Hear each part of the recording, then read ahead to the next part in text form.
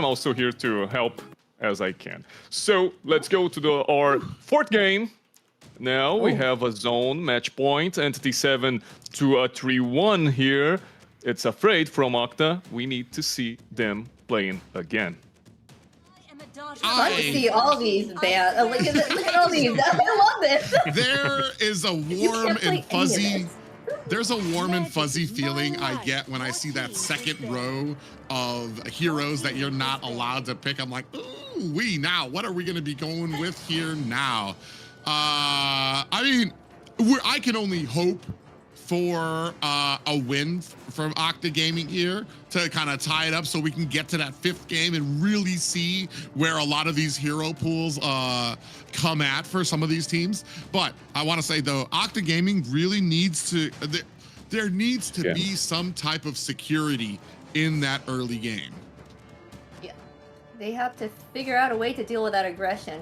Maybe even just play it a little more safer in the beginning to kind of like clear their side, clear the farm, claim objectives. I don't know. They got to figure something out for sure. But we're seeing a Marcel and Harith here banned, as well as Foxia and the 100% Freya ban here in the south.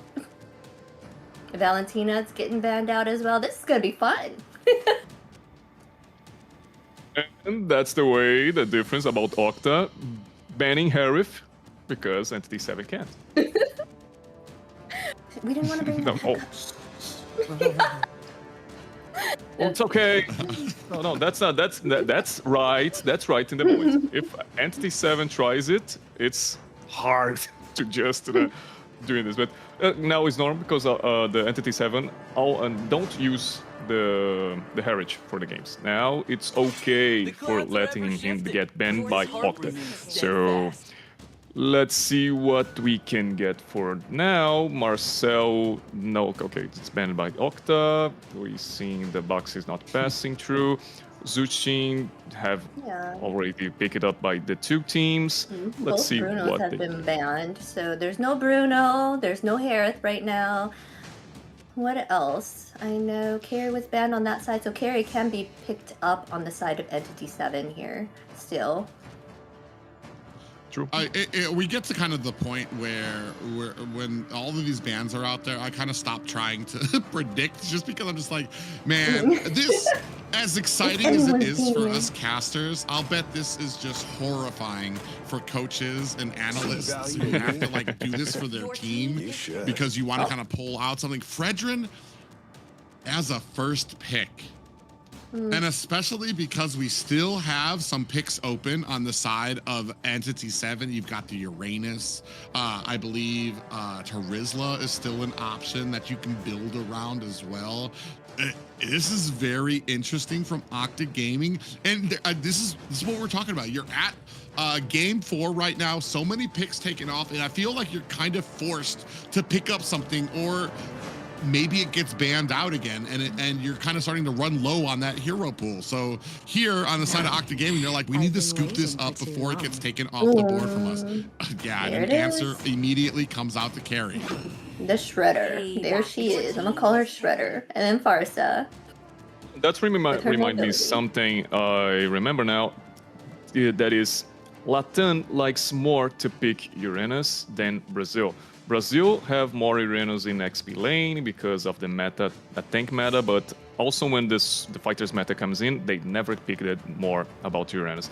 But the Latin came to MPL Latin, besides the MPL Brazil, I'm saying, but when we came to MPL Latin and we see all our Latin players against our Brazil, they love Uranus. So they put Uranus in mid lane.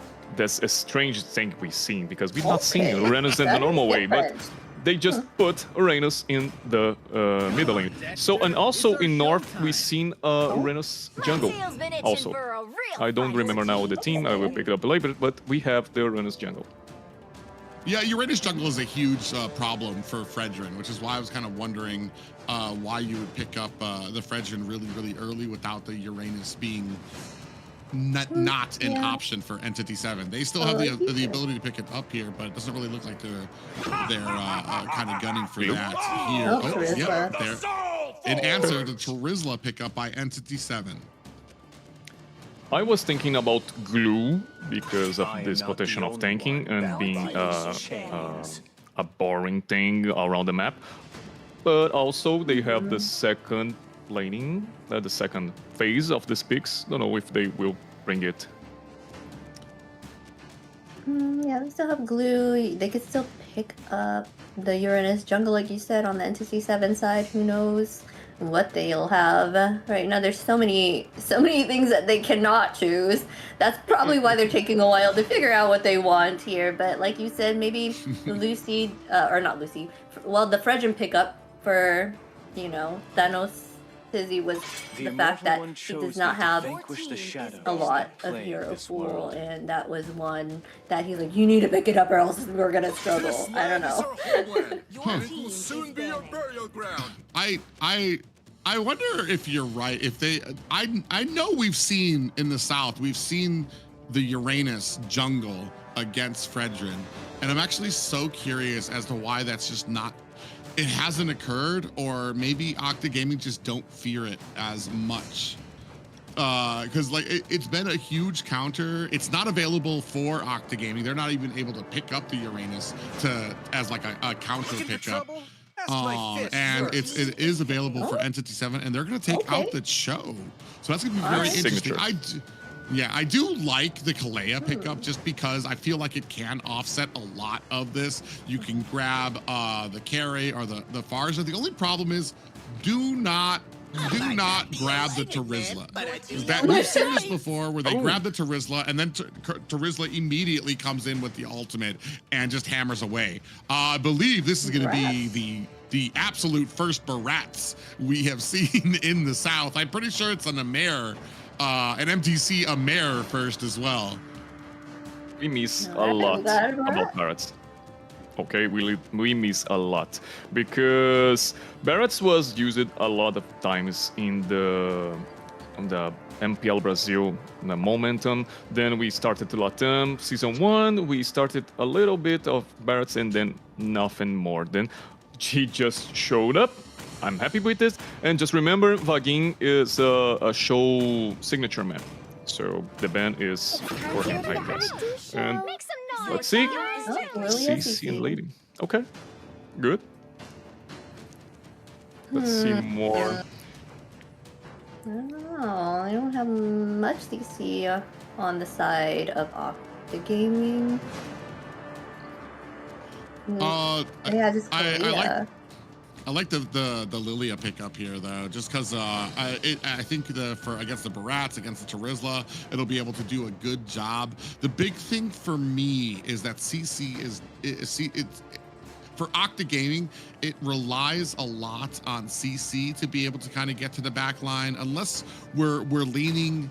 There's how do I say this? Octa Gaming, there's parts of their composition that succeed at different things that aren't necessarily together. Kalea wants to grab somebody and bring it back to the team. CC wants to access into the back line. Same thing with Claude as well, wants to kind of get to that back line as well. But ladies and gentlemen, we are settled on the draft for this game. Yeah, I'm seeing that they're banking on, but I feel like they're banking on that early game as well. As Entity7 are always great with the early game because Chip right here is able to teleport around, right? So kind of help the team get around places. Mainly.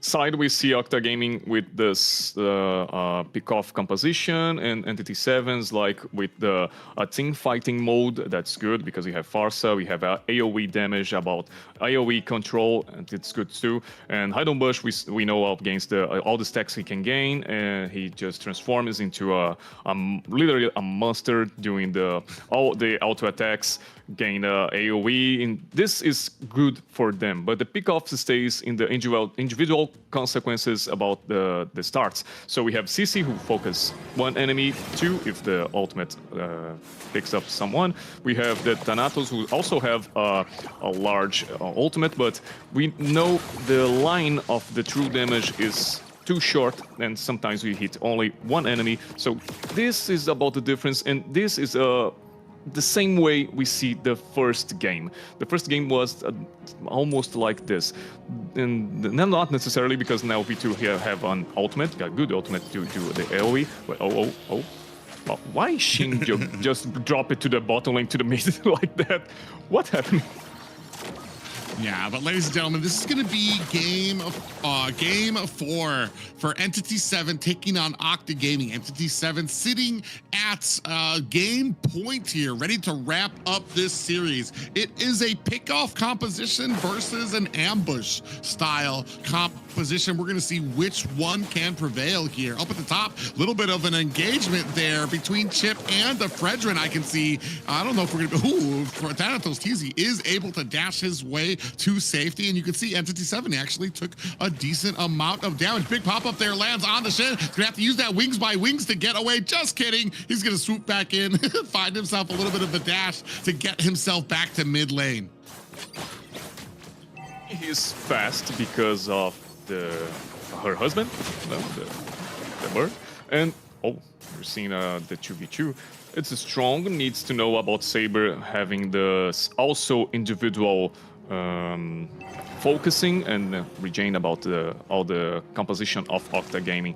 It's good because we have Thanatos, Lucy, and also Saber, who have some regeneration from his team or also for themselves. And start for the first turtle. Let's see.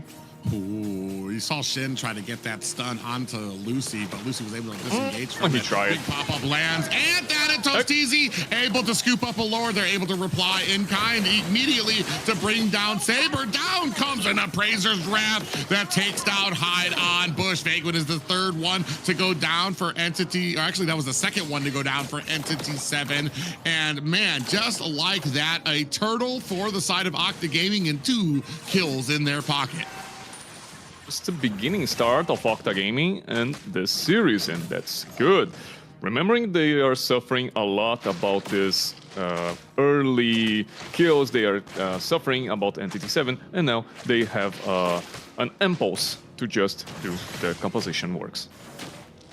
Yeah, and it feels like here, I mean, you don't exactly have this great early game for the side of Entity7. You do got some decent rotation. Shin and Vaguin are going to have an easier time to be able to kind of rotate around a little bit, but just not enough to really become this huge threat for Octa Gaming. As we can see in the early game, big stun goes on to Saber, who does turn it around, but they're going to immediately, Entity7 going to focus on to their purple buff.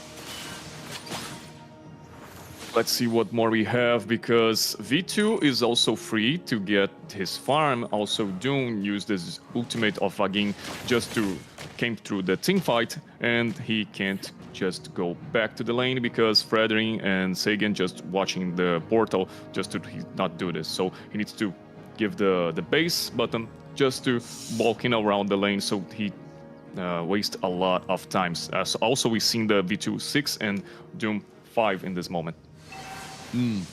Shin immediately flies back to his lane when the minions are about to crash. Ooh, Vaguin gonna go ahead and check up on these bushes, trying to create some distance from Octa Gaming. First, a turtle. Looks like it's about to land here. You can see it popping up, but crash up at top. It's going to be 3 members of Entity7 immediately onto Lucy. Down comes the feathered airstrike and the portal. So they're immediately going to come into this turtle fight. It does look like Octa Gaming were able to scoop up the turtle. V2's going to be able to get away, finds the kill onto Saber, but Doom finds a kill onto Thanatos TZ. That is 3 down for Octa Gaming, and immediately we are starting to see the value of Vaguin on this chip. This reminds me something, because in MPL Season 2, Latin, okay, MPL Latin Season 2, we have the ship, the first time ships appears in the Mobile Legends Make Make. Oh, okay, just trying to. Maybe. Yeah, there's a pitter patter, a little bit of hellos between both. So how can I say the first time hero appears in his launch? Is a launchment? I guess you could just call it a launch. The first time a hero comes out, it's okay. In his launch, the first time Vagin was the first player to get the ship. Everybody was afraid to not know how to play with ship. So he do it in the first time and just win. So he's a player who likes a lot to make this characters. I forget the name of it again. Well, no, I mean, the you're first time absolutely appears. right. And, so he was able to use it to right at the beginning, and he's become pretty much an expert on it. I think the only other person in the South right now that even comes close to being pretty good on a ship was, I believe, Fanboy.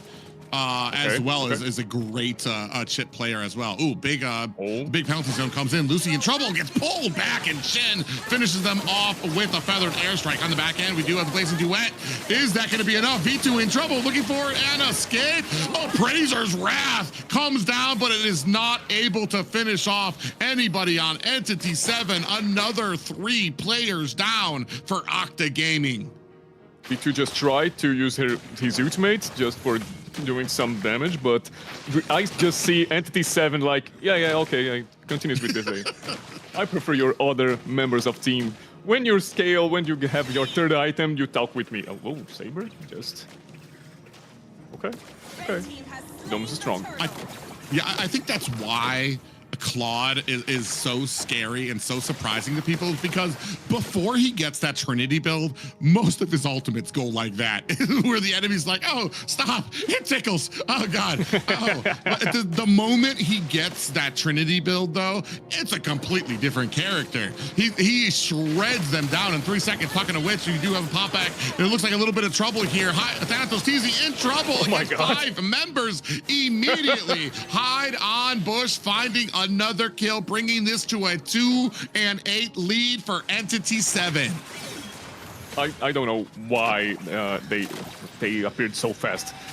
He don't get the ultimate already. Just like the 2v1 situation. Okay. He will tongue me. It's fine. It's 4-5 for me. My team is coming.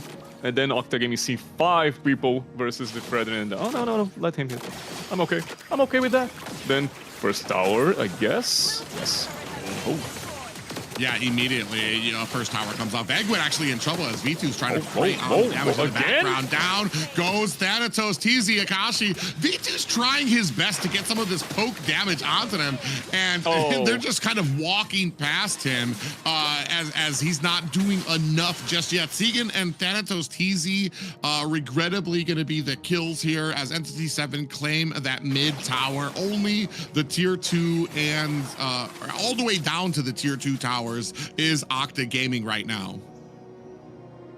That's good for Entity7, just in a 10-2 in the score. That's good. We seen about the items. Doom have his going to the third item. Oh my God. Be careful, Lucy. Lucy just came in with a big kill there too. Shen comes out. Oh, Thanatos TZ does not want any of that. He has to unfortunately kiss away his purple buff. While Entity7 go ahead and claim that up quickly. Lucy can now ping the teammates, says, guys, where are you? Help me, I guess, because I don't see the answer about Octa Gaming, about all this. They just let this all happen, and it's good. Now it's Lord came into their base, and they're just like, we need to farm, but how?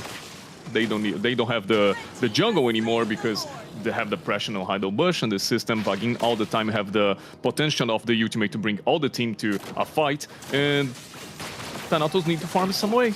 Oh. What a great tsunami slam, but Hide on Bush immediately uses that ultimate from the back end. V2 looking to try to find the kill there, but he is not able to. How is Hide on Bush alive? Shen with the suppressive fire, that feathered airstrike to rain down, covering the escape for his team there. And man, right now, I mean, you're looking at about a 10K gold lead at the 10-minute mark. That is a 1,000 gold advance per minute for Entity7 right now. For me, Barrett's using ultimate to pass through walls is nonsense. No sense, he just does it. But he can pass through walls, okay, but he needs to break them, because don't make sense, he just jump. It's a little one. But okay, he makes the turn. That Lord came out. Focus on Thanatos.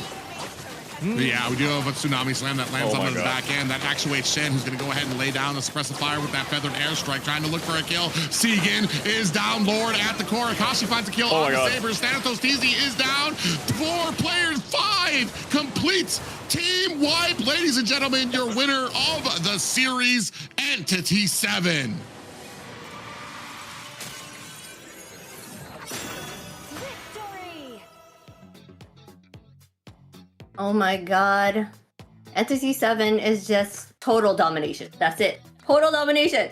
Like, they are just a monster, a force to be reckoned with. Their aggression, their synergy, the way that they work together, I'm at a loss for words. I'm like, I don't know. They did amazing. There was I no way recognize this Octa Gaming feeling. could win. Really? I was like, how you? Oh wow. What an Man. amazing game.